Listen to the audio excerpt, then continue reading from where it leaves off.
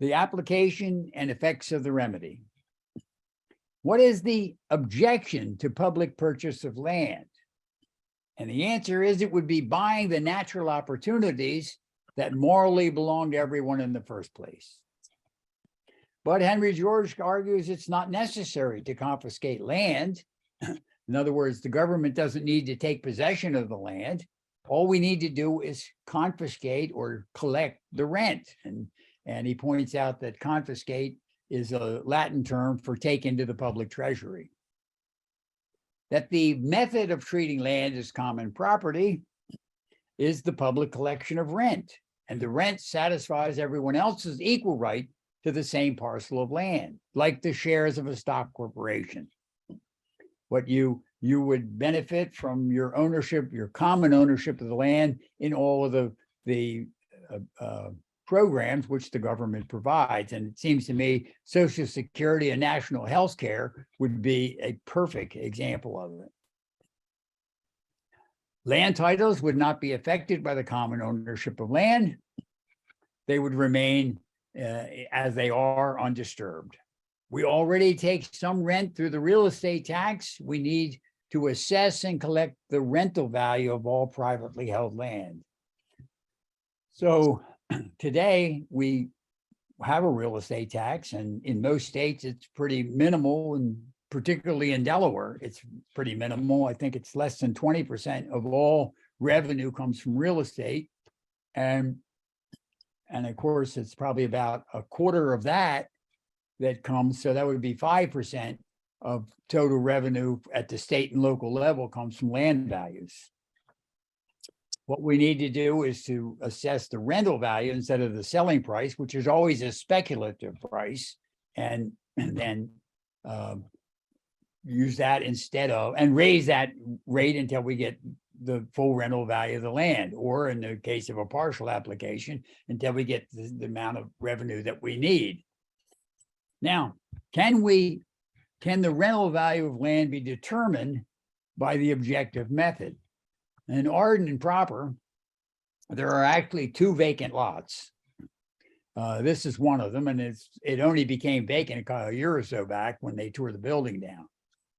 Now, keep in mind, production minus wages and interest equals land rent. So the rental value of residential land can be determined by what people pay to rent houses. Subtract the interest paid for the building, depreciation, maintenance and management of the building, and compensation for risk, which is generally the price of an insurance policy. And what is left is the income of what is left from the income is the rent of land.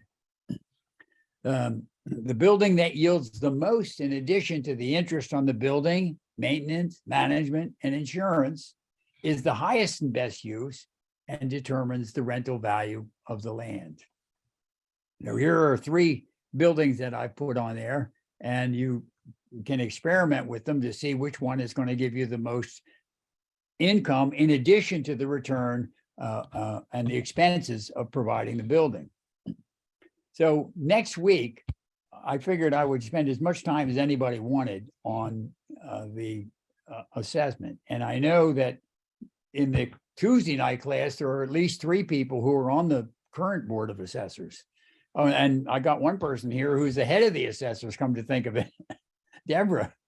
So we'll spend as much time as anybody wants on that next week. Now, what tax can be collected with the greatest certainty?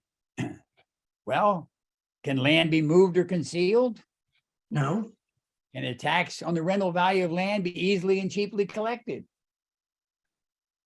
Depends on the tenant. The government simply sends out a bill. You don't have to swear that you're telling the truth on your tax return. You don't have to prepare anything. You don't have to just pay the bill. And if you don't think it's accurate, you look at the map where everybody else's assessment, and you have a pretty good way of knowing whether you've been over or under assessed by looking at what everybody else is paying. Henry George proposed that 95% of the rent be collected. In other words, a little bit of the rent would be left in the hands of the title holder, and that would leave enough of a selling price to keep the government bureaucracy out of administering land titles. And if land sold for more than a nominal amount, it might trigger a reassessment. I wonder if lag time might mean that slightly less than the full rent would actually be collected because the assessment might be a year or so old. Anyway, remember, all other taxes would be eliminated. So rent could be collected locally and shared with the state and federal governments, or the reverse. But probably the bureaucracy can be watched more closely, can be better scrutinized at the local level. On the other hand, I suppose there would have to be some kind of a standard so that local assessors wouldn't underassess, so to make sure that everybody else is paying more than they are. But either way, the federal government has built and maintains Interstate 95, and I suppose that the greater land values that result from I-95 should be collected and sent to Washington. Some people think the federal government should collect rents from mineral lands. That seems like a reasonable thing because minerals, the value of minerals is not evenly distributed throughout the country. How about the oceanfront land like Ocean City, Maryland, and New Jersey, and so on, the beaches? They have a special resource that is not equally valuable throughout the country. So it seems reasonable that the federal government would have some claim on that so that the benefits would be shared with all the people of the United States. Now consider the burden of the single tax on the farmer that owns the land. Of course, when George proposed this, the largest percentage of Americans did still live on farms or other rural areas. And we know that agricultural land, even today, is of very little value compared to urban land. Farmers have a lot of land, but its value is low by comparison. One of the things that's pretty clear is when the annual value of agricultural land falls because of a drought, a blight, or some natural disaster, mortgage companies don't usually say, oh, that's okay. Well, you don't have to pay me the mortgage payments. But if we had a single tax in which people were paying the full rental value of the land that they held, and there was a natural disaster, the government can forgive the rent until the land is again up to its full potential. And so I think that's a big virtue of the single tax, and particularly with agricultural land. Farmers that lease the land are already paying the rent. An absentee farm owner, well, what's paid for the land is taxed by the government, so he has to pass that on through. But what's paid for the buildings and other improvements would be paid and enjoyed by the building owners. So the landowner would receive nothing in the way of income from the land, but they would receive interest for their buildings and other improvements. The landowner with a business. What was I going to say? They pay the government the rent for the land, but no taxes on the building, sales, or income. So that would help a landowner with a business. And business owners and retailers that do not own the buildings are already paying the land rent and they're paying for the buildings. But now under the single tax, they would not have to pay taxes on sales or income. Somebody who wants to start a business can acquire the land without paying the speculative price. Just pay the rental value. Corporations that compete in the international markets pay no taxes on production, no sales or value-added taxes, which add to the cost of production, and there would be no income taxes, which under the present circumstances, with no free land, increase wages and add to the cost of production. So that would be a big plus. Taxes on production increase the cost of production and raise their price.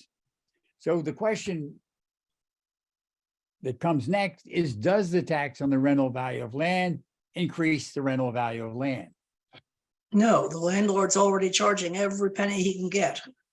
Very perfect. I was hoping you would, would help me on that one. Land has no cost of production. The rental value of land equals all of the benefits. And the tax does not increase the benefits. As Wynn says, they're already charging what it's worth, and it's not worth anymore because the government is collecting the rent. So therefore, it does not increase the rental value of land.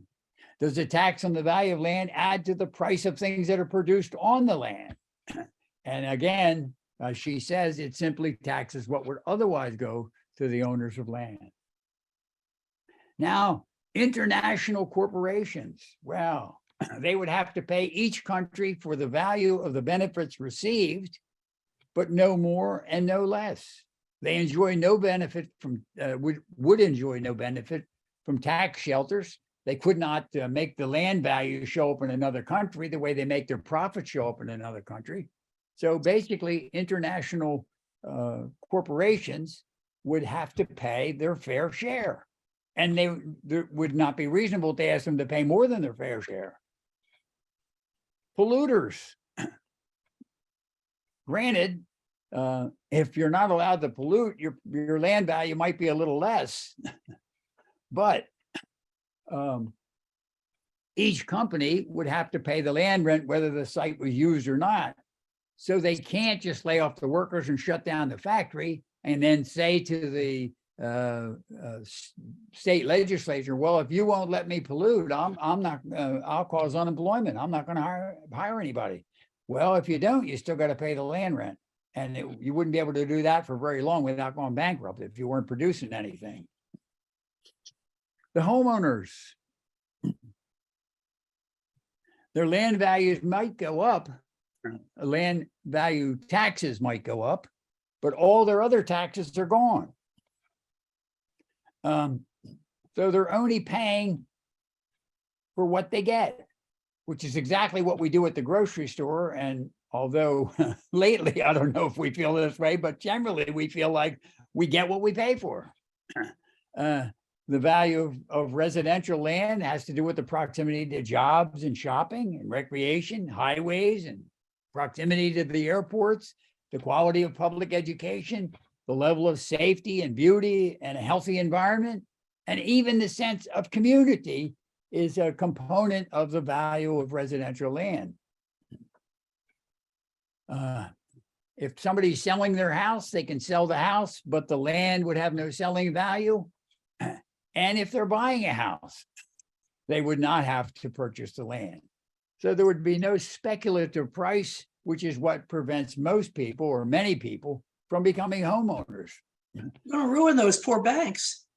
Yeah, that's right. Those poor banks. One of the beauties, I think, is that somebody who lives in a low land value part of the country gets a job in San Francisco, and they don't have, they get for the value of the house they're selling, where it is. They go to San Francisco, and they're not paying in purchase price the price of that land, but their wages are going to reflect the price of that land.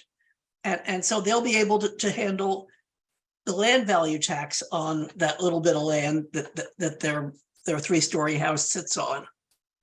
And so their barriers to taking a job in some high value place are much less. And they can sell their house quickly because they're only selling the house. And there are a lot more people who can afford the house than can afford the house and the land. Right. So Excellent point. And realtors, I think, would make out really well because there would be a lot of turnover. There'd be a lot of turnover. People could, as their needs change, they could move. Well, one of the things that is so obvious in today's situation, people say, my house, I only paid $10,000 for it, and now it's worth, $300,000 or $400,000. Right, but you can't just sell it and put the money go on vacation. You have to live somewhere. So it really, the fact that no matter how much your house increases in value, it doesn't help you any because you need to live in it. You need to use it. And it's only when you own 2 or 3 houses that you could sell one and enjoy the increase in value. But generally, people sell a house and buy another one because they have to have somewhere to live. So it really doesn't help them at all. And the fact that under the single tax, the land would have no value, it would make it, as Wynn says, it would make it real easy. You sell your house, you buy another house, maybe a smaller one or a bigger one, depending on whether you're raising a family or they've all left you. So it's the ideal situation. Now, if the rental value of land was $110, 1,000 square feet, to make it plausible, and the current taxes were $10 out of that 110, you'd have an unearned income of $100. And if we didn't have any inflation and we didn't have a speculative price, which of course we do in both cases, the selling price would be $2,000 because 100 is 5% of $2,000. But if we started off a little slowly and we said, all right, instead of taxing the full rental value of the land, we'll just tax $60, then the unearned income would be down to $50. And $1,000 is 5%, 50 is 5% of $1,000. So we've got the selling price down to 1,000. And then if we tax the full rental value, which is the idea here, the land belongs to the people in common, there would be no income from the land, and therefore there'd be no selling price. Now, just to throw in what Henry George, the consolation that Henry George offered, which was to tax 95%, well, let's just leave an unearned income of $5 per 1,000 square feet. And at 5%, that would be a nominal $100 a 1,000 square feet. So that's probably a reasonable thing. And I even think that even if we tried to tax 100% of the rent, probably the lag time between assessments might leave a small nominal price when land changed hands. There would be no wild fluctuations in the price of land because no one could sell land and no one would have to buy land. Where would the largest revenues, what kind of land would the largest revenues come from? Central business district. That's probably the consensus. That's where the land is the highest value. I remember some years ago, they said there was an acre of land in Tokyo that was, how much was it? $20 billion for an acre or something like that, yeah. So many billions of dollars for 1 acre of land, the most valuable parcel of land ever sold in the world or something. But clearly, as you say, it's the central business district of every city that has the highest land values. And the next highest land values would probably be gold mines or some of this really fancy stuff that they use now, like rare earth or something. And then industrial land, which has access to deep water and railroads and industrial utilities.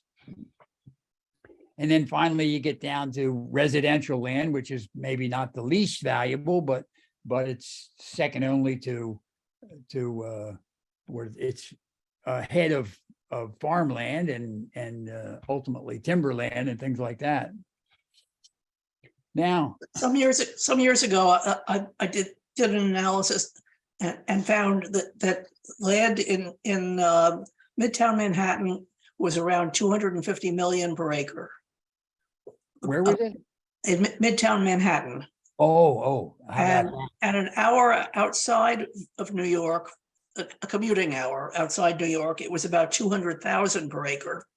So call it 250 just for convenience sake. That's a thousand factor of 1,000 right there. Wow. And an acre of this is agricultural land was around 2,500. Wow. So and this is like an hour away, you say? Yeah. And what was it worth in Manhattan? 250 million. 250 million, and then an hour away, it was 250,000. 1,000. So 1,000 times less. Yes. And then, Wow. about 2,500 an acre for ag land at that time. I think it's more like $5,000 to $7,000 now, For depending an on, acre of farmland, which was Yeah. except for wine, maybe only 2 hours away from Manhattan. possibly, yeah. Get to the farmland. Wow. But that fact that 1,000 times 100,000 to 1 difference. It's Yeah. just Beyond belief, isn't it? striking. And of course, how much of that is a speculative price, we don't know. But it obviously is a speculative price. But I'm just saying, I don't think we know how much of it is based on what it's worth today and what it would be worth, it was expected to be worth in the future, and therefore that premium that people pay Yeah. creates the market. But what we believe is that if the land was put to its fullest, highest and best use,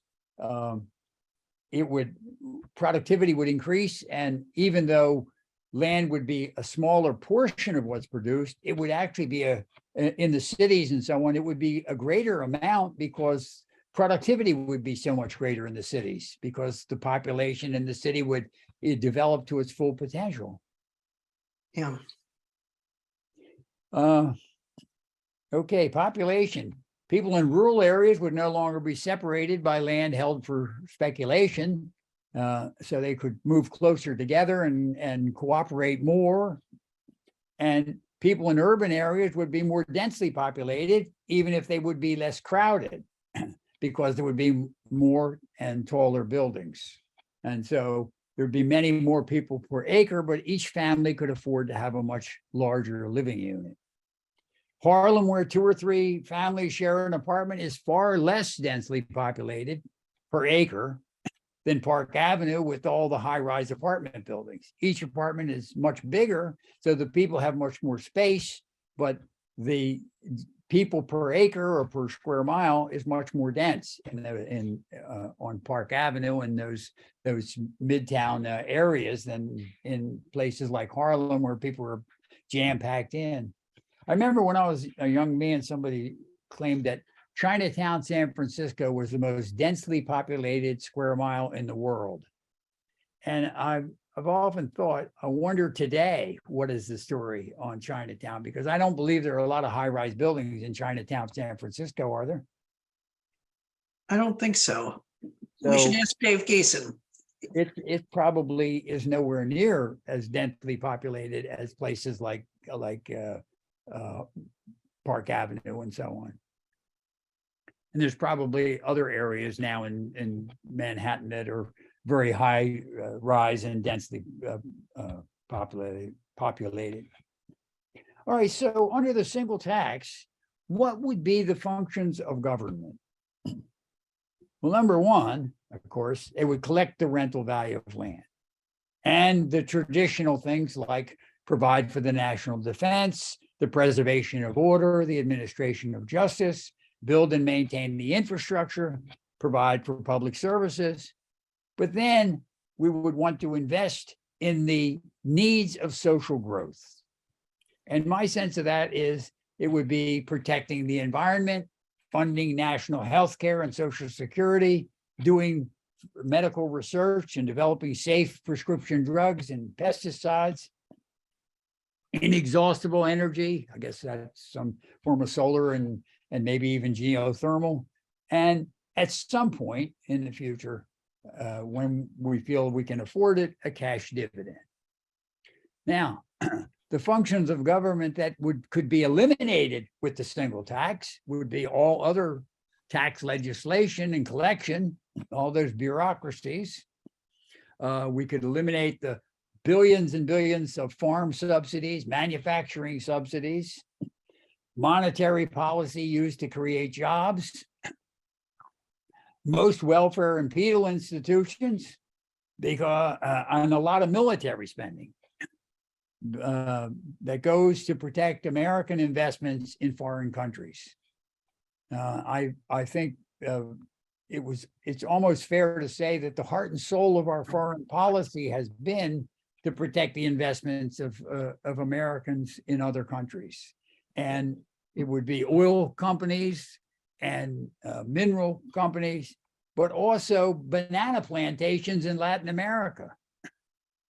Did anybody remember the Dallas brothers? Dulles brothers. I knew I had to say his name wrong. Who were the Dulles brothers, Mike? O'Mara? I'm not sure who you're referring to. Allen and John Foster Dulles. One of them was the head of the CIA and the other was the head of the United Fruit Company.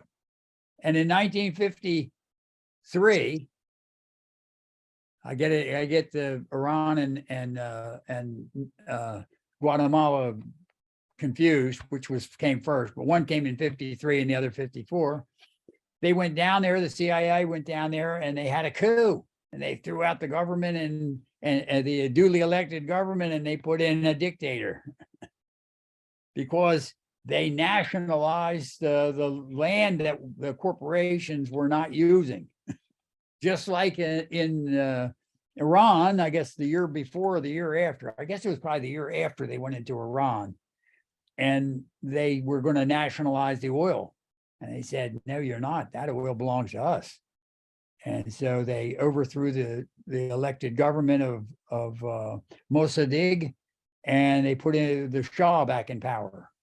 And they had a tyranny for the next, 50, 60, 70, for the next 30 years, they had a tyranny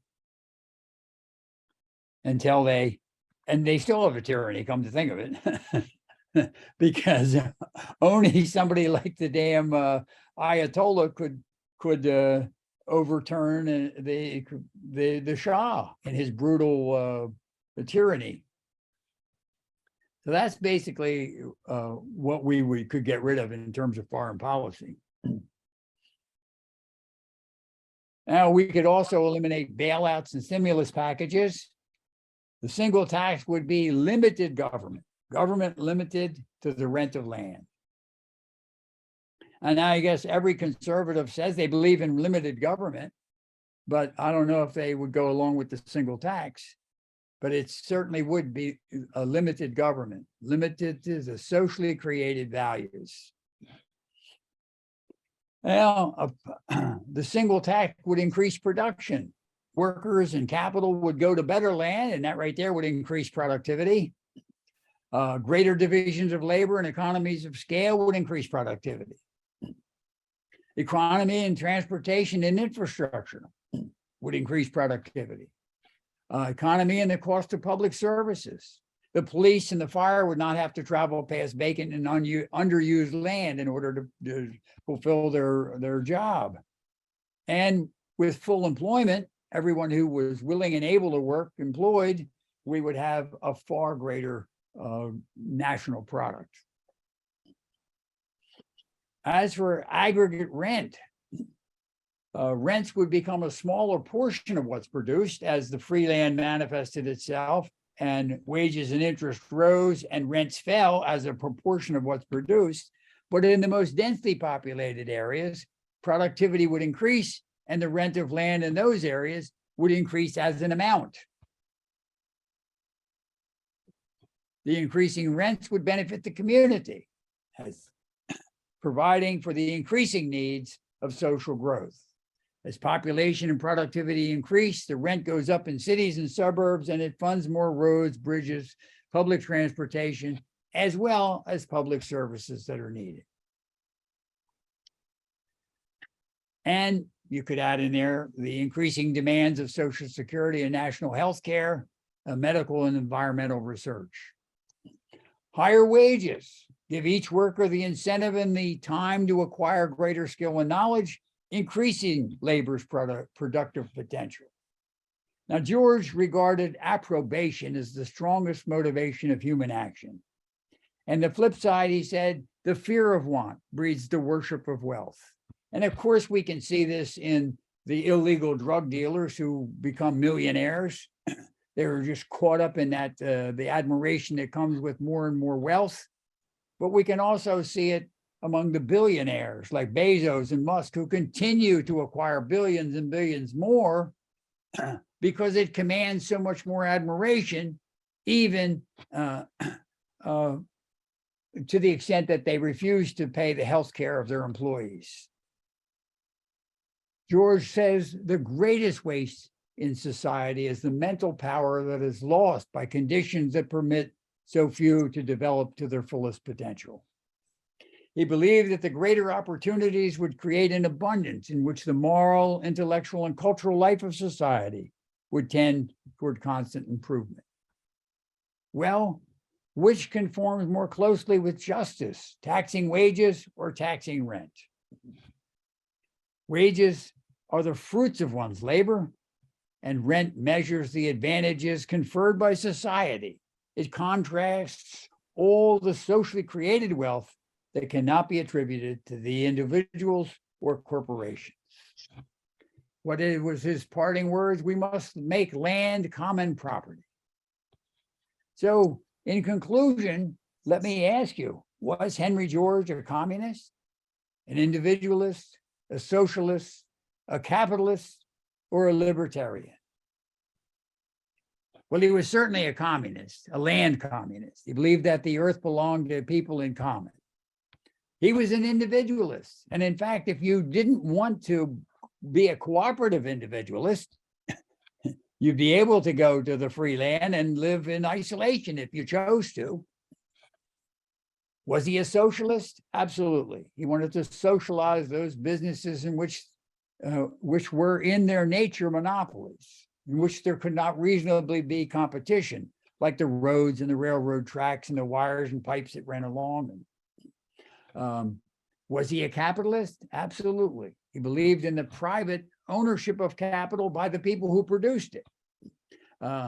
And he didn't believe that any taxes or imposition should be levied against the capitalist. And he was a libertarian who believed that the liberty of one person should only stop where the liberty of another person began. So that's my session 8. Now you must have something more to say. Well, to a socialist, he's not a socialist. He's what? To a socialist, he's not a socialist. Oh, no, to a socialist, he's not a socialist, but to an objective person, he's a socialist in that he wants to socialize businesses which are in their nature monopolies. Yeah. And I suppose to many people who think of themselves as capitalists, they wouldn't call him a capitalist because he doesn't believe in private property and land. And people who believe they're capitalists think land is capital, just like buildings and machines. I don't know what there are. Remember, there are libertarians who are geo-libertarians, but there are also libertarians who believe that land should be private property. Everything should be private property. The moral basis of ownership is the first person to claim something has a moral right to it. There's a wonderful piece that I think Mike knows called "Are You a Real Libertarian or a Royal Libertarian?" Oh yeah, I don't know if I've ever read it, but I've heard reference to it before. Yeah. That analysis reminds me of the story of the 5 blind men and the elephant. Oh, what a great story. What a great story. You've heard that one before? I've not only heard it before, I think if you give me 1 minute, I might be able to find it right here. Let's see.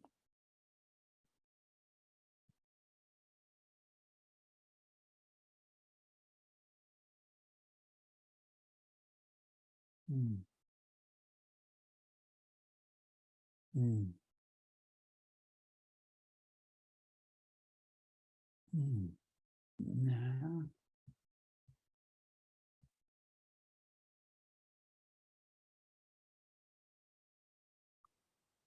I didn't find it. I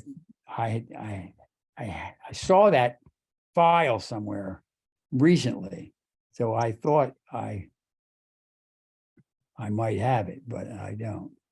have It's it. basically an analogy of looking at worst one six complex men whole. Understand to learning much inclined, who went to see the elephant, all of them were blind, right? That's Yep. how it starts out. And it's quite a brilliant polemic. You're absolutely, I agree with you completely. But I don't see it. I don't Yeah, know. I think Henry George also said that the only groups that he was aware of that were truly communistic were some religious orders I agree. where all things were shared. I totally agree. Yeah. And to me, the biggest irony are the socialist countries like Russia, let's just say, where it's the Communist Party and it's a union of Soviet socialist republics, but from the idea of sharing, I mean, Stalin didn't exactly share. Look, he became a czar, just like the people that they displaced. And so it didn't. I don't know about Lenin. He might have been true to his cause, but certainly we know Stalin became a czar. The very kind of person he replaced. Yeah. So what else? Mary Ann, hello. Hi, I can verify what somebody said about the religious orders and communists because I went through the Catholic school system and that's what the nuns said. We are the true communists. Okay, how about that? Interesting.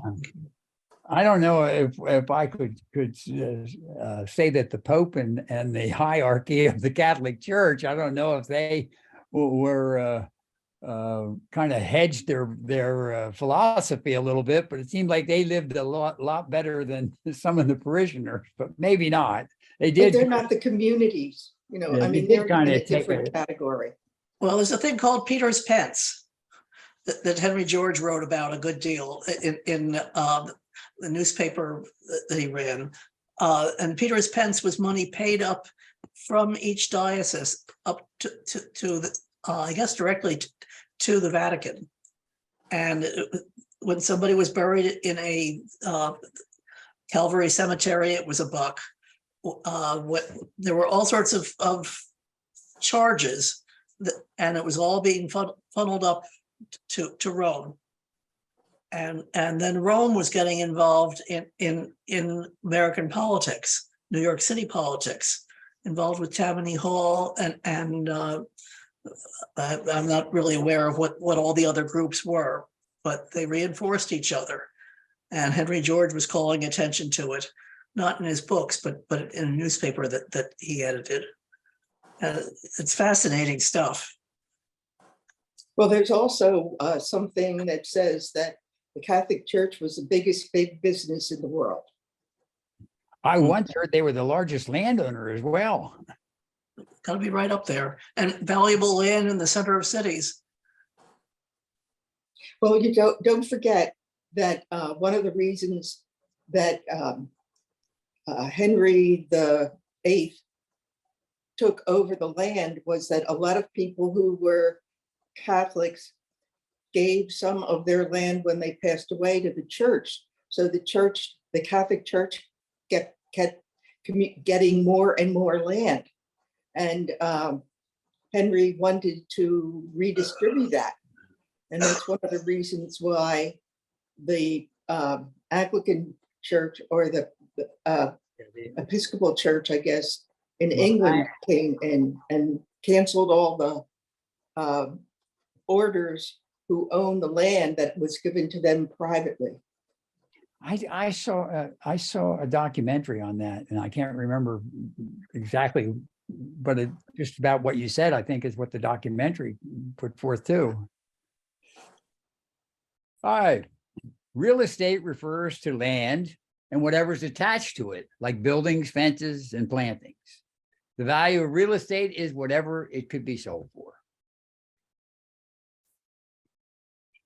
In most states, the selling value of land and the improvements, buildings, fences, plantings, are valued separately for taxes. And that, I am told, is due to the influence of Henry George. In places where they have land value taxation, they tax the value of the land at a higher rate than they tax buildings. What is generally advocated is that all other taxes be eliminated, Vice and versa. taxes on the value of land be increased until the same revenue or more, if desired, is obtained. Now, this has no serious consequence because only a small portion of the potential rent, the rental value, has ever been taken in taxation. However, if the selling value of land were taxed to the extent that it replaced all state and local taxes, as its advocates want, myself included, then because the selling value of land is always a speculative value based on future expectations of income, it might exceed the present benefits enjoyed by some landholders, who are in the path of future development. And that's why I believe rental value assessments would be far superior. They measure only the current value of the benefits received. In the whole United States, however, I believe only the 3 Ardens require rental value assessments of land. So that's quite a distinction. Thank you. And stop me if at any time anybody wants to add something or question me. Now, in the Ardens, they don't assess the full rental value of land because it would give them way, way more money than they have any reasonable use for. However, they could assess the full rental value of land and then collect whatever portion of it they desired. Since everybody here is not from Arden, and of course, as it turns out, only Kathleen is here, and 2 people from the Ardens, I'll try and present it in a way that does not just focus on Arden. Now, can the rental value of land be determined by an objective method? And my answer is yes. Land and buildings are 2 inherently different things. It's not an exact science, but what people pay from land can be separated from what they pay for the use of buildings and other products by an objective method. Production minus wages and interest equals rent. That is an equation established by Henry George, and for all I know, long before him. Now, in the case of real estate, it's income minus wages and interest that equals rent. So you can offer to rent out a parcel of land. I have a picture of a vacant lot here. And if you notice in the middle, there's a sewer hookup. So it probably has water and sewer, and certainly it has access to electric and gas and so on, because it's in an established community, but they tore the house down and now there's a vacant lot. So you can't exactly offer to rent a parcel of residential land for 1 year and see what you're offered the way you might be able to do with farmland. The land without any capital would yield a minimal return. And I'm thinking maybe somebody would rent it for the summer to pitch a tent, something like that, put an RV on there and hook up to the sewer and the utilities. Now, from time to time, a vacant lot sells in most older communities. And more often it's a tear down, a house that's going to be torn down and made way for a brand new house. So whatever is paid for the land and what it's on and what's on it, you know, the house or whatever, plus the cost of hauling the old house away and taking it to the dump, is really the selling value of the land. First, you take what's been paid for similar lots and convert it into a potential income stream. Now, the problem is with doing that, you don't know exactly how the buyers arrived at the price. It's never based on the current income potential. Now, once you figure it out, there might be a way to compare incomes and selling values, but I'm sure that the expectations keep changing. Once you've converted the selling value, what they call the fee simple, what people pay to buy a piece of land, into a potential income, you add that to what the landowner will pay in real estate taxes after a new house is built, or in the case of the Ardens, what they pay to the trustees in land rent. The total equals the rental value of land. And I've put up this little equation here. So let's say that somebody pays $200,000 for a parcel of land. Now, you don't know at what rate they capitalized the potential rent into a selling value. But if you say that the current rate of interest is 5%, then that would mean that the income from that land would be $10,000 a year. And if you added that to the $3,000 that either, if it were somewhere outside of Arden, would pay in real estate taxes, or the land rent that's collected by the trustees of Arden, then that would mean that the rental value of the land was $13,000 a year. And we know that that's just not plausible. However, at 2.5%, that would mean that the income, the potential income from that piece of land is $5,000 a year, and plus the $3,000 that they're already paying would be $8,000, which is probably a lot closer to reality. But there's no way to know. And that's why I don't think that annualizing, taking the selling price and converting it into an income stream, is a very accurate way to proceed. Now, once in a while, here's another approach. Once in a while, you find a vacant lot that's for sale. Somebody tore the house down and there's the lot left. And it just sold in this last year or so for $165,000. And across the street from this vacant lot, a house sold for $499,000. So you say, rather than depreciating the building and so on and trying to figure out what the building is worth now based compared to what it was worth when it was new, we could just subtract the one from the other. So the house across the vacant lot across the street sold for $165,000, and the house across the street from it sold for $499,000. So 499 minus 165 says that the house and all the plantings, the trees and bushes and everything together add up to $334,000. Now, I'm sure that some of that value in this particular case has to do with the fact that it's got some really nice bushes. But the fact that it has a basement apartment might have something to do with why it was worth so much.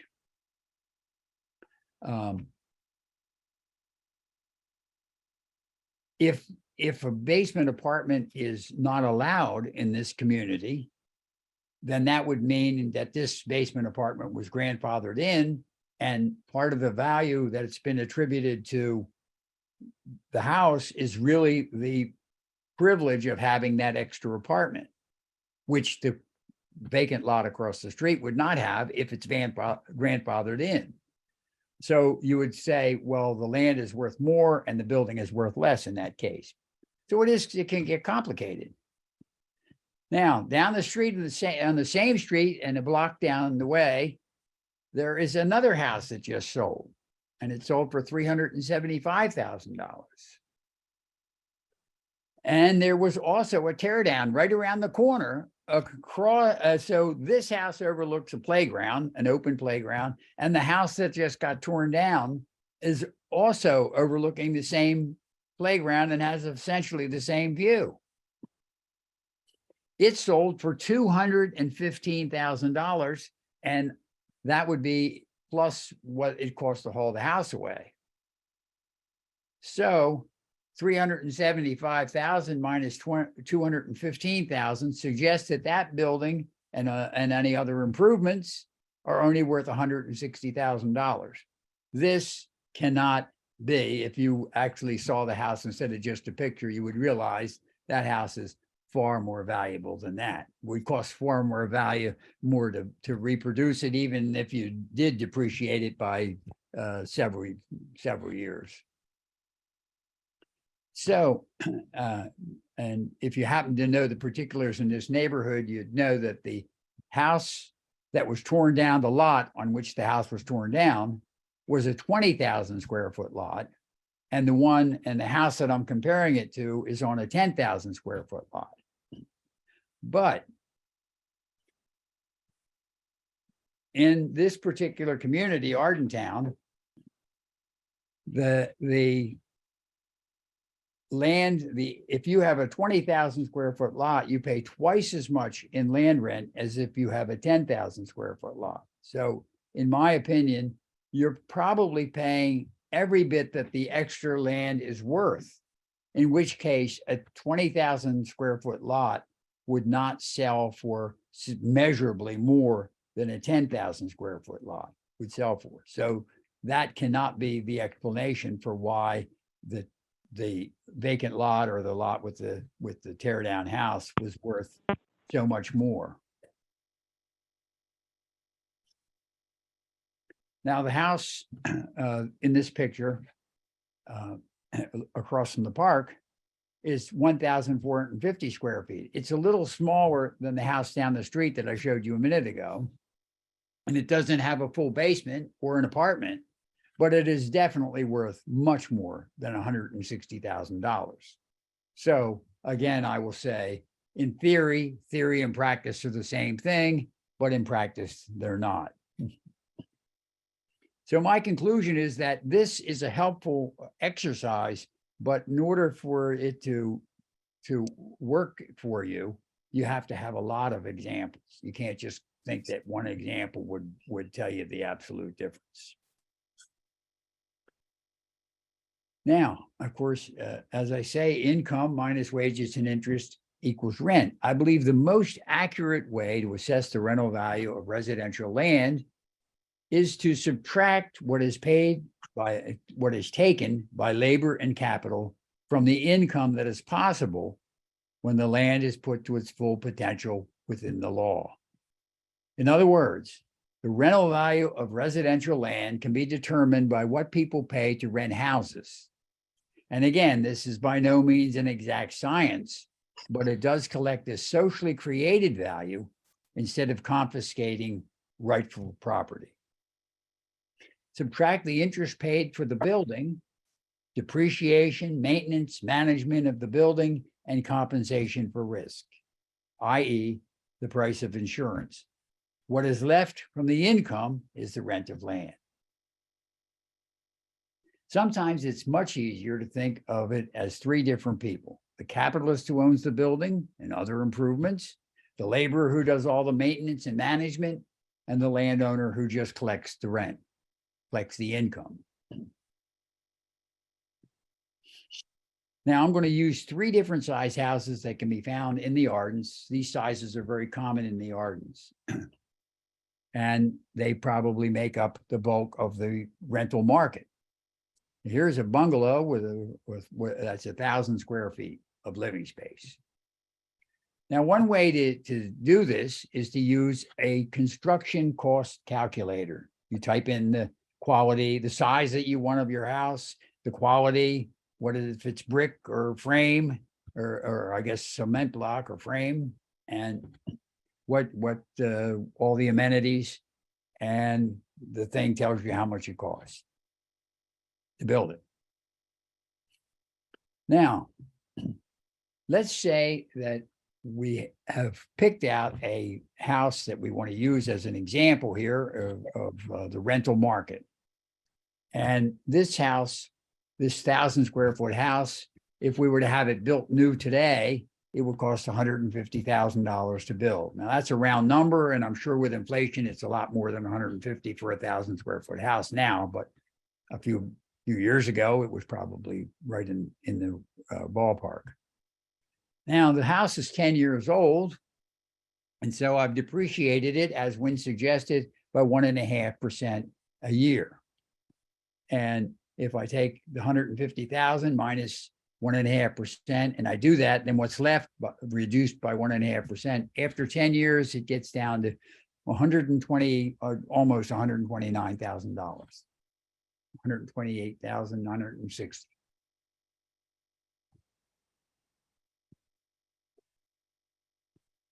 Now, this 10-year-old house, I observe it's renting for $1,300 a month, $1,300 a month. And so I'd multiply that by 12 and accept that about every 3 years, rental housing is empty for 1 month. So I've multiplied it times 11.66. And that gives us $15,158. Interest on the building. And if the current rate of interest is around 3%, that would be $3,869 that the owner of the building wants. Now, of course, with inflation, interest rates are a lot more than 3%, but you don't need to worry about inflation. You want to know what the interest rate is after you subtract inflation, because the building will be worth as much as inflation. It will increase in value as at the rate of inflation, because it will cost that much more to build a new one. And because the building is rented for a year, we have to depreciate it another 1.5%, which would say that the building owner has to get $1,934 so that he will to compensate for the wear and tear on the building. And maintenance. And of course, older buildings aren't cheaper to maintain. So we'll say 1% of what the building cost when it was new, $150,000 or $1,500. And we'll say 1.3% of the building value or $387 for insurance. And it sounds low, but we're insuring the asset that's been depreciated so much already. 10 years worth of depreciation. And management, they charge in this area 10% of the rent, the income, plus 1 month's rent approximately on average every 3 years, 1 month's rent. And then so that comes out to 12.8% of the income. And that adds up to $5,528. What would I call that? $5,528. Who gets that? Hello? The landlord. Yeah, thank you. The landlord gets that. That's what? Now, he may have to give it up in land rent to some of it to the trustees of Arden, but that's what the land is. That's what the person who's living in the house is actually paying for the land. All the rest of the money is going for the house, for the building and other improvements. Now, we know the rent of land in this particular case is $5,528, but we don't know if that is the most rent that can be acquired from this parcel of land. In other words, we don't know if $5,528 is the full rental value of the land. The building that yields the most, in addition to the interest on the building, maintenance, management, and insurance, is the highest and best use, and that's what determines the full rental value of the land. So we try a bigger house, and we see how much more than the cost of providing the house we could get. Here's a Cape Cod, 1,825 square feet. And this bigger house costs $250,000. And even after we depreciate it for 10 years, it's still worth almost $215,000. So we find out that this house has been rented for $2,100 a month. So that's $24,486 a year. And out of that $24,486, the owner of the building gets $6,448 in interest. He gets another $3,224 in depreciation, $2,500 in maintenance, $645 in insurance, and the manager of the building gets $3,134, and what's left is $8,535. Now, we don't know if that's for sure, if that's the full rental value, but it's certainly more land rent than was collected from the $150,000 house or the 900 square foot house. And we put a 2,900 square foot house on there, and it cost us $350,000, or I should say, we find a $350,000 house that's 10 years old, And we find out that it's renting for $2,300 a month. Now, that's not as much as you would expect, but people aren't really into renting houses that are that big. So the owner is taking in $26,818. And after interest on the building and depreciation and maintenance and insurance and management, what's left is $5,442. So that's how we know that this is what they call overdevelopment, whereas this $150,000 house would be underdevelopment, and somewhere in between these two is the highest and best use, and that's what delivers the full rental value of the land. You guys with me so far? Yeah. Thanks. When I did this 10 years ago, I did an assessment of Arden, and I set up pictures of 8 different size lots and had them across the street from open playgrounds, backing up to woods, parks, and both of the thoroughfares. One is called Harvey Road, the other is called Marsh Road. And on each one of these lots, I put a different sized house and asked a rental agent how much she thought people would pay per month to rent them. Then I put them in a spreadsheet that subtracts what would be paid for the building. Now, I didn't depreciate the buildings, but I charged a high rate of maintenance to compensate for it. But I think Wynn has convinced me that depreciating the buildings is probably a more accurate way to do it. Now, this I believe is the best way to do it. Now, in the spreadsheet, like I say, I didn't allow for depreciation. Oh, that was good. All right, in that assessment that I did 10 years ago, I had 5 different size buildings that were common and in the Ardens. There was a little bungalow, 950 square feet, a ranch house of 1,380 square feet, a Cape Cod, 1,825 square feet, a 2-story house, 2,525 square feet, and an enormous colonial, 3,425 square feet. So now, I'm going to skip to a lot. This is a 10,000 square foot lot, and it's across the street from the open playground, which we call the greens. And so I put a picture of this and the bungalow that you saw, the smallest house of the 5. And I asked the rental agent, how much do you think you could rent this for? Oh, $975 a month. Oh, okay. Well, now how about if I put a ranch house on there, a 1,380, the second house I showed you. Oh, that people would pay 1,225. Well, how about a Cape Cod? 1,475. A 2-story, 1,550. This humongous colonial, $1,825 a month. Then I went to another lot, another 10,000 square foot lot that backed up to the forest, the wooded parkland, and went through the exact same thing. How much would this house, how much would the next house, and went through all that. And went through 44 different situations, sizes, and locations. Were they on the parkland? Were they on the highway? Were they on the wooded park or the open parkland, and so on? Were they on a corner in some cases? So I've got all the different size lots on here, and the different situations.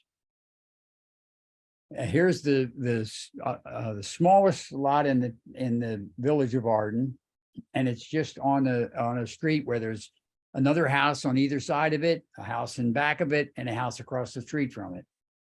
And like I say, this little bungalow, well, how much would people pay for that one? Okay, well, what if it's a corner lot? How much would they pay for that? And if it's on the highway, how much would they pay for that? And if it's on the corner of the open parkland, how much would they pay for that? And I went through it. How much if it backed up to the wood? How much would they pay? And I went through the whole thing, each house on a different lot, and got this rental agent's opinion about what those houses would rent.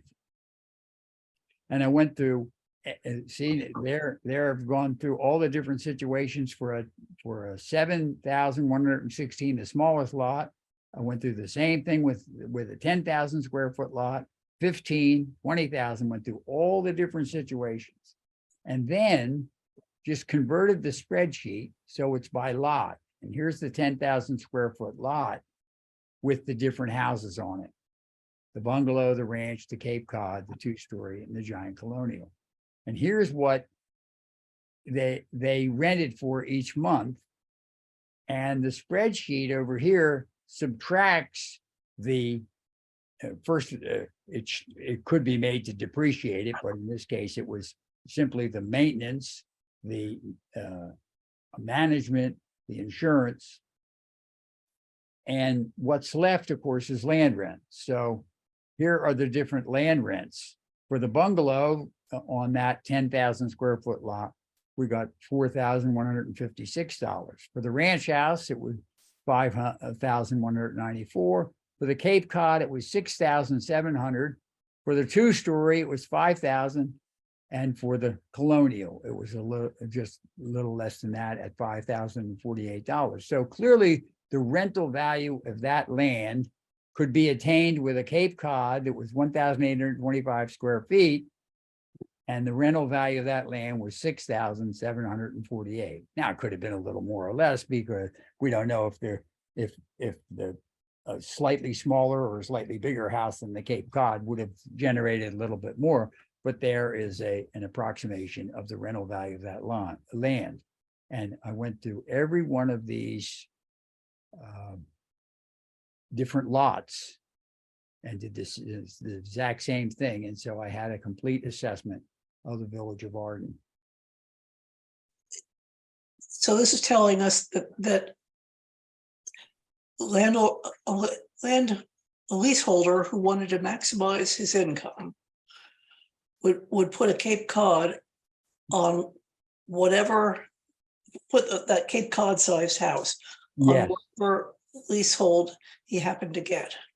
And what I surprisingly found, because I thought the small lots would probably, the most profitable house would be a small house on a small lot and a big house on a big lot. But what I found out in going through this whole thing was that on every single lot in Arden, the Cape Cod, and for a logical reason, because apparently a Cape Cod will give you more floor space for cheaper construction costs than a 2-story or a ranch. You only need one roof on a Cape Cod, and for some reason, instead of an attic, you get a second floor or a half a story. Mm-hmm. So I guess that's part of the explanation, but nonetheless, it was a Cape Cod and approximately that size of 1,825 square feet that produced the full rental value on every single lot in Arden. Now, that really surprised me. Now, what does this tell an assessor? That it tells an assessor that that's how you can figure out the rental value of land. Mm-hmm. It doesn't vary all that much across those sizes of, well, I guess right now we're only looking at the 7,000 and the 10,000. Well, yeah, but you can go up here to, let's go up here to 30,000 square feet. Still not varying hugely. There's 30,000 square feet, and the full rental value is $7,765. Mm-hmm. So what did I say the other one was? It was in the 4s, or no, in the 6s. On the 10,000, it was there. It was 6,748.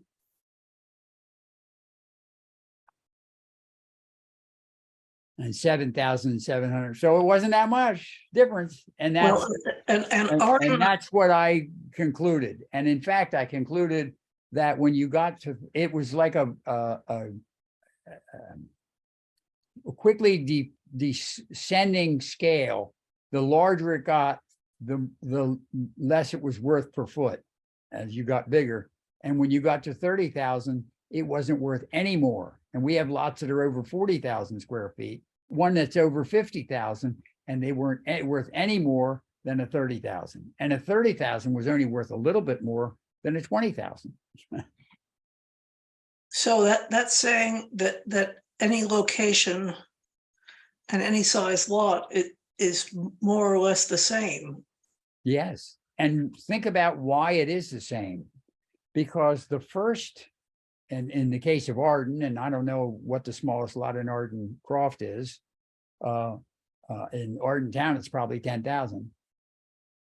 You have access to the utilities, water, sewer, electric, gas, internet, garbage collection, police protection,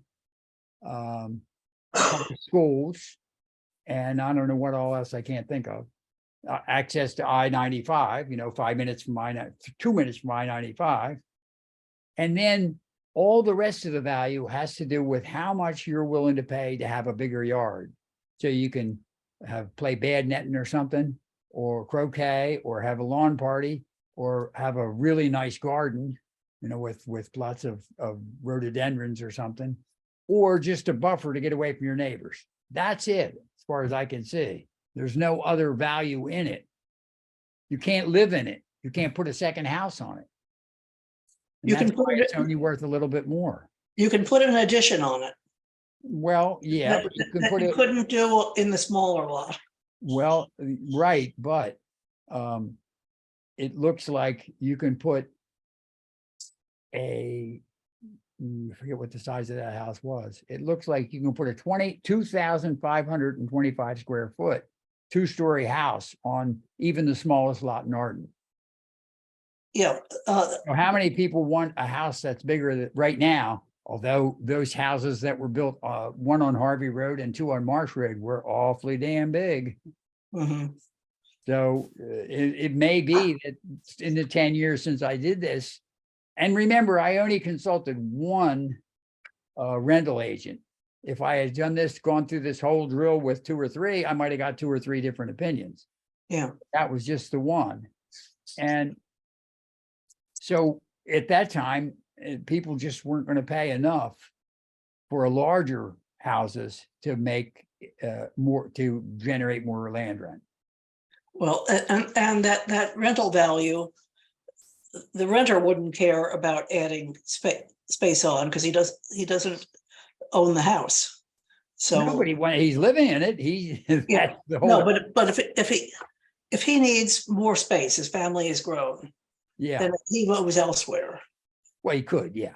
Yeah, Yeah, he's not going to do it. But I mean, he could rent a larger house for more money.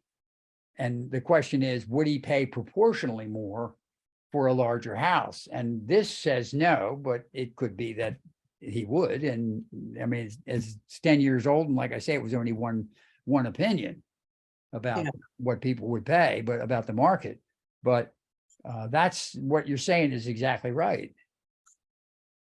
I wanted to read this and talk about cities, because cities are the most important places for people where people live and work.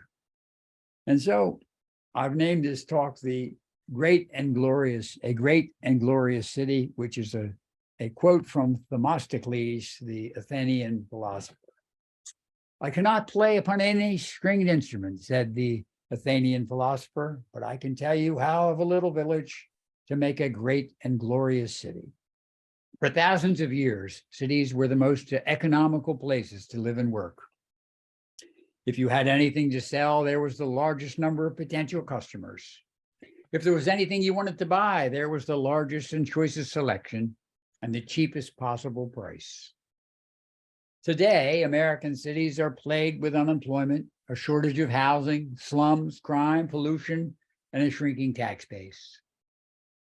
And yet every city has within its borders the material resources and the inherent incentives to build and rebuild its homes and businesses, its infrastructure, its economy, and its tax base. Even Detroit has the potential to become a model of efficiency. What is a modern city but a parcel of land with a well-developed infrastructure, a very large number of people per acre, and a lot of buildings, some of them tall? Aren't the suburbs with shopping centers and tract housing simply low-density cities? The key to understanding how a city works is as simple as the reason why two identical buildings, apartments, offices, commercial buildings, rent for significantly different amounts of money. And the three reasons are location, location, and location. Every building sits on a parcel of land at some location. Every productive activity takes place on a parcel of land at some location. So when we make a distinction between buildings and land or location that they set on, the value of buildings will be relative to the cost of labor and materials, what they cost to reproduce, minus any wear and tear. By contrast, land has no cost of production, and yet we know exactly how to measure its value. If it's residential land, we consider the proximity to jobs and shopping, access to public transportation, the quality of public schools, the level of safety and beauty, and even the sense of community. If it's industrial land, the most valuable has access to deep water, railroads, high voltage electric, industrial water mains, and easy access to the interstate highway. How about being in an area with a skilled workforce? And if it's commercial land, the most important factor is the number of potential customers. Now, what actually creates the value of urban land? Can two people build a house more than twice as fast as one person is working alone? Suppose one group grows food, another makes clothes, a third builds shelter. Each group develops special skill and knowledge. They accumulate tools and machines designed for each specific job, and they experience economies of scale. Far more is produced than would result if each family were independently making their own food, clothing, and shelter.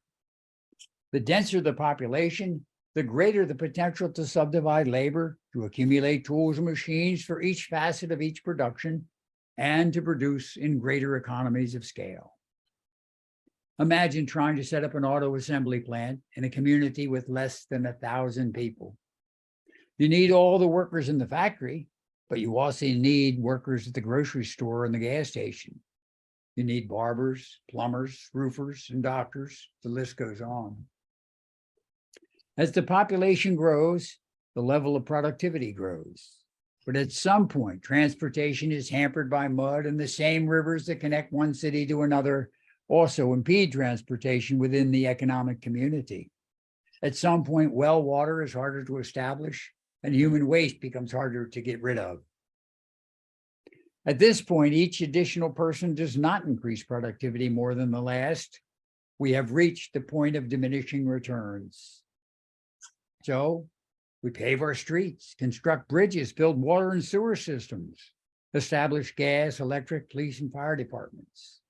Now we can live and work in multi-story dwellings and factories with greater and greater divisions of labor that create a potential for larger and larger economies of scale. And the greater productivity which results from denser populations, which is enabled by the infrastructure and public services, makes each worker far more productive when they're working in a city. But do the people get paid higher wages when they're working in a city? Workers might be paid more dollars in New York, but in terms of what you can buy or standard of living, do they live substantially better in the city of New York than they do in rural Pennsylvania? And if they did, we would all move to New York. And wouldn't the competition soon bring the standard of living in New York back to the common level? If you lend money for a project in the city of New York, do they pay you higher interest rates? We know by observation and experience that where there's a free market, wages and the return to buildings, machinery, and inventory tend to an amount below which productivity would fall. That is, if they offered lower pay, the workers would not be as productive. The least productive workers are assured the minimum wage. All others receive only what it takes above and beyond that minimum wage for the supply of each type and level of skill and knowledge to meet the demands of the market. The return to buildings, machinery, and inventory is never more than is necessary for the supply to meet the demand. The greater productivity that results from superior opportunities and denser populations, which is enabled by the infrastructure and public services, attaches itself to the land. The greater productivity over and above what goes to labor and capital is exactly what gives value to land. To see this clearly, suppose the city government was dissolved. All police and firemen went home, followed by the sewer and water and street repairmen. Off goes the street and traffic lights. It would cost more to construct a building or to bake a loaf of bread. No police, no clean water, and the roads that require at least a four-wheel drive. The cost of production would go up. Things produced within the city would be more expensive. The value of land would fall.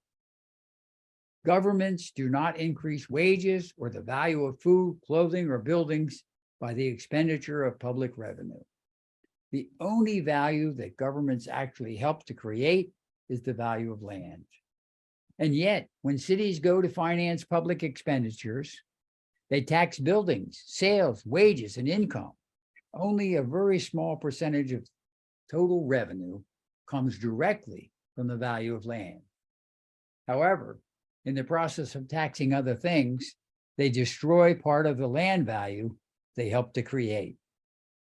Now, I'll start with the tax on buildings, city's most largest source of revenue.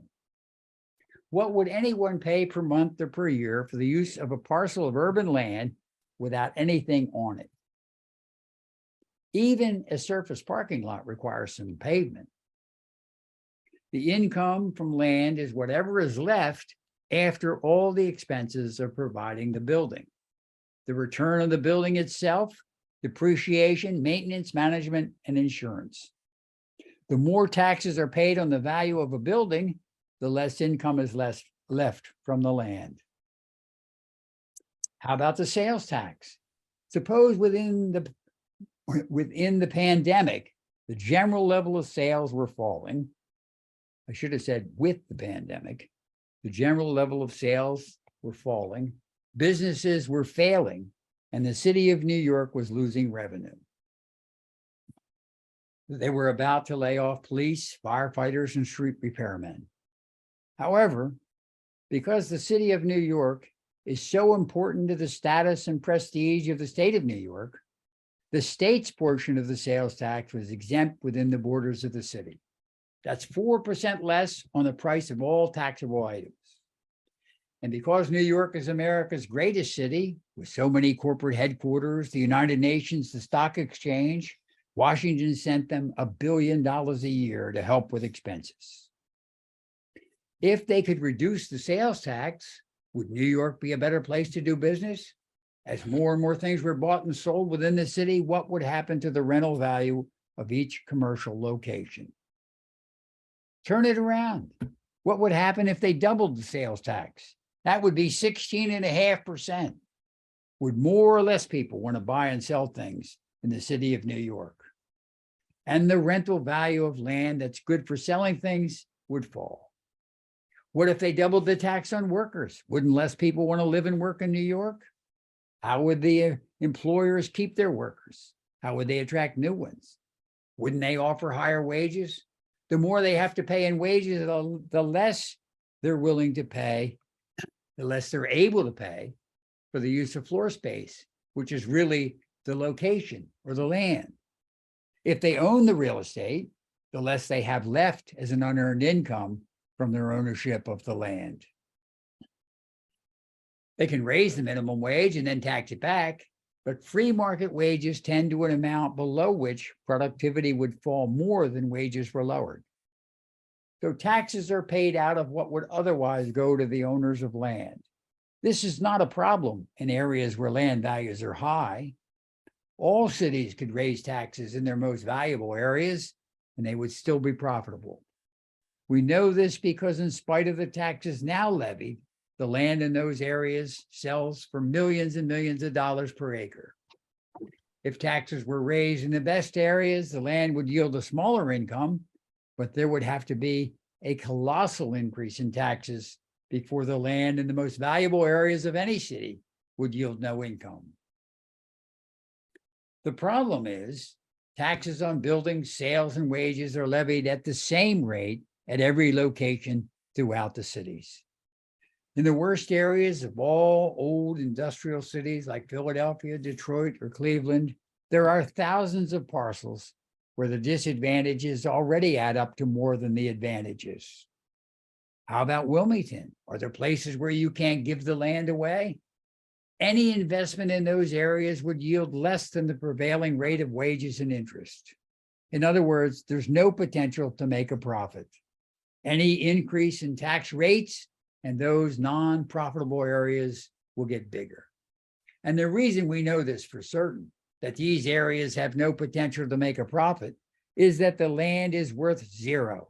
You can't even give it away. And in many cases, cities would like to do just that. The land is worthless because on average, every dollar invested on it will yield less than the bank or anything else of equal risk.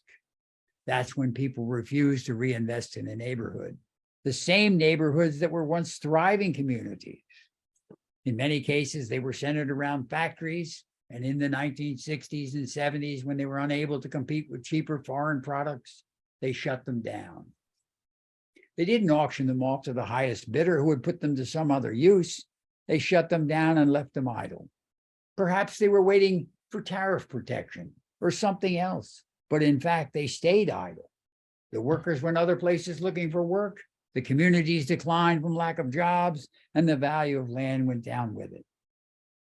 In Philadelphia, some of those homeowners left their houses empty or rented them out for whatever little bit they could get, thinking that jobs would again return and the value of their homes, the value of their land, would rise again. Of course, in most distressed areas, that did not happen. Redevelopment money was spent in some areas. A few areas were revitalized, and that probably encouraged other landholders to hold on. Nonetheless, at some point, when a major repair is needed, that is when it is clear that it would be a better investment to put the money in the bank or the stock market than to put on a new roof or install a new heating system. And that is when land and buildings are abandoned and they stop yielding revenue. One attempt to rescue distressed urban areas is enterprise zones. Taxes are exempt in part or in whole in order to stimulate productivity and encourage redevelopment. I have no doubt they have made some difference in distressed areas where they have been enacted, but they only address one extreme manifestation of urban problems. And there are brownfields, which are enormous, polluted, unusable areas of old industrial cities. I was told that something like 25% of the city of Wilmington is a brownfield. The land cannot be redeveloped until it is inspected by the EPA and cleaned up. The issue of liability and the enormous expense of cleanup are certainly factors in preventing their redevelopment. However, pollution was not the only reason these factories were not sold when they were first shut down and the workers were laid off. Under the current system, every time they raise tax rates, another area that's just barely profitable becomes unprofitable for reinvestment. Eventually, these distressed areas would yield no revenue at all. And this is why some economists think Philadelphia and other old industrial cities are approaching the point where if they raise tax rates, they will actually get less revenue. Now, if we focus on the better areas of every city, how many vacant lots are there that could be sold tomorrow? How many empty buildings are sitting on valuable land that could be sold tomorrow? They get no income from the land or the buildings. They're just sitting idle, and they have to pay the real estate tax. In most cities, it's at least 1% of whatever the assessor thinks it's worth, and they have to pay it every year. If they sold the land and put the money in the bank or the stock market, they'd be getting money instead of paying it out. Why would they give up getting income while paying out the real estate tax? And the answer is they expect the land to increase in value far more than the income they're losing, plus the taxes they're paying to the city. In other words, they're land speculators. Even when the price is falling as it was from 2008 to 2010, a lot of these guys were thinking long term. The price will go back up. Now is not the time to sell.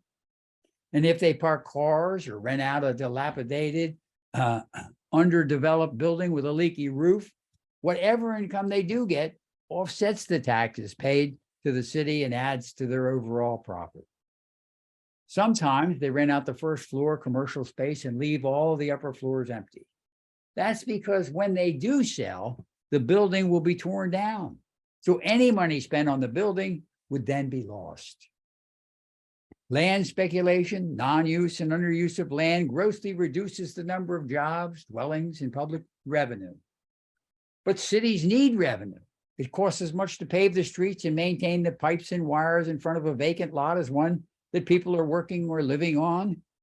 It costs as much for the police and fire to travel past empty buildings as all the rest. What about all the 1, 2, or 3-story buildings in commercial districts where the highest and best use is 10, 20, 30 or more stories high? The city has to provide and maintain the infrastructure just in case every one of those landowners actually does build to the highest and best use within the legal limits. And where do they get the money? They tax the existing buildings, wages, and sales. Most cities have lost population. New York City is an exception. Philadelphia has lost more than a fourth of its population, while the United States has more than doubled over the last 50 years. This compounds the problem because their expenses don't diminish proportionately when their population does. The problem comes down to this: collecting revenue based on the value of buildings, sales, wages, profits, or even income eliminates the cost of holding unused and underused land. And underused and unused land results in a shortage of jobs, housing, and revenue, which manifests in slums, crime, and impoverished populations. So how do we create an abundance of jobs, housing, and public revenue? We abolish all other taxes and collect whatever revenue is needed from the rental value of land. A tax on the value of land is not really a tax in the sense that it doesn't confiscate property. It is simply a charge levied in reference to the value of the benefits received by the payer. What could be more reasonable, equitable, and deliver a better outcome? By taxing the value of land only, it would relieve the worst areas of any city from the burdens of taxation. And while they have streets and sewers and police presence, they're filthy with crime and drugs and violence. And the market says the disadvantages are equal to or greater than the advantages. They have no land values because there is no net benefit received from the city or society as a whole. At the same time, each city could get substantially more revenue from the best areas. Land value taxation would create a stimulus to put all valuable land to its highest and best use within the legal limits, yielding more housing, more jobs, and more revenue. Whether the land has a 20-story building or is left vacant, whether anyone works on the land or not, whether anything is sold on the land or whether any income is gained, the payment is the same. It is based only on the potential income of the site.